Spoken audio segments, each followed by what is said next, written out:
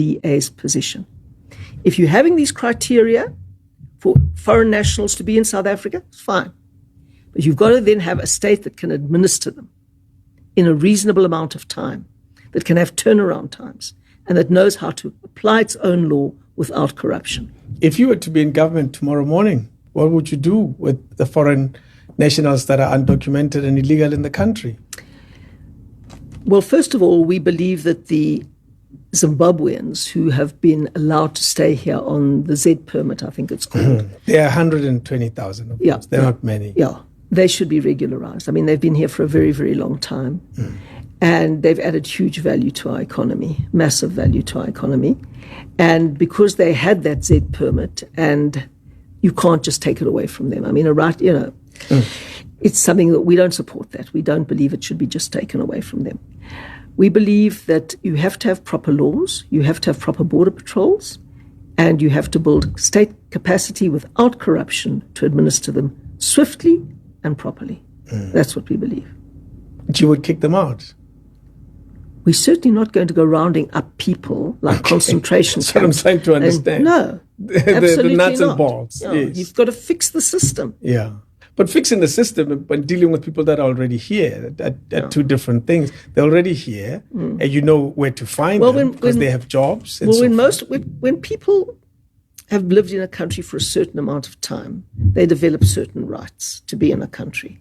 That happens. It works like that all over the world, and it depends on what the law says. For how long do you have to be in a country legally with the right documentation to get a job, to become a permanent resident or whatever else? Let's talk about an illegal person who has no papers at all. Well, he paid a bribe at the border and has been here for 10 years. Yeah, well, that's a serious matter, and people have to become legalized.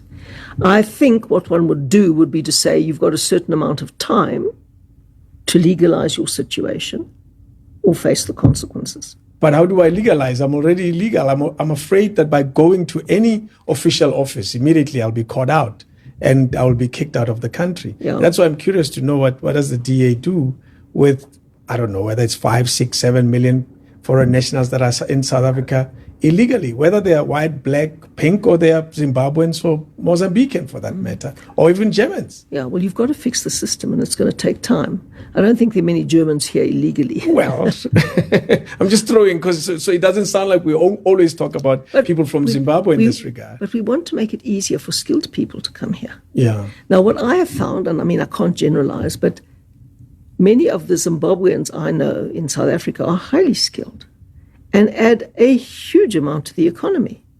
Skilled people add more opportunities for unskilled people than they take away. So we want skilled migration to South Africa. We want people with skills who've got money and skills who've got entrepreneurial leanings, who will start businesses. That's what we want. That's how you grow the economy. What do we do with the unskilled, which are equally as many? Look, you can't go rounding up people and kicking them out. You have to go through a process of identifying who they are, determining their particular individual circumstances, and then following the law to deal with their circumstances. You can't make a generalized statement, we will kick everybody out or we will legalize everybody. You can't. It's the Trump approach to things. No, you can't. You can't take those extreme approaches in the real world. If you want to be a populist and a demagogue, you can say those kinds of things. But if you want to deal with real problems in the real world, you have to deal with individual issues. So, I mean, the best thing to do would be to say, let's find out who these people are. Let's find out where they are. Let's find out what value they're adding.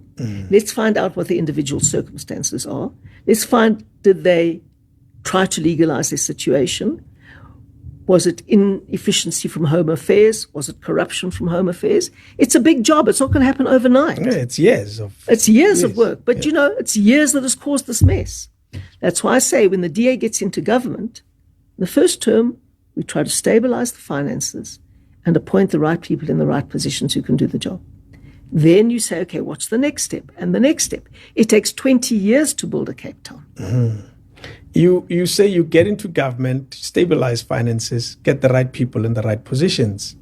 You're very critical against the ANC's cater deployment. Even the terms is starting to sound funny in my mouth. It should. But it's not necessarily a negative. It's very negative.